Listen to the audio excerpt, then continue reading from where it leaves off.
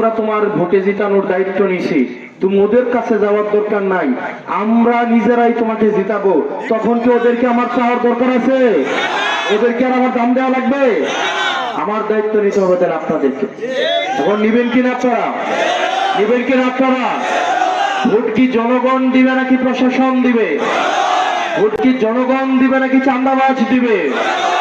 সুতরাং জনগণের কাছে আইসা আমি আমাকে ন্যস্ত করতাম। এখন এটা আপনার দায়িত্ব। আপনার সন্তান নির্বাচনে দাঁড়াইছে, তাকে কিভাবে জিতাবেন? এটা কার দায়িত্ব?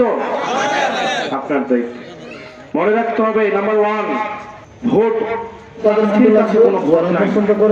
ভোটের জন্য যাইতে হবে জনতার দুয়ারে দুয়ারে। আমার কাছে থেকে কোনো লাভ আছে? আমি নির্বাচিত হলে আর চুরি ডাকাতি বন্ধ করে দিব, ঠিক না? তার মানে আমার সবার ভোট লাগবে কিনা?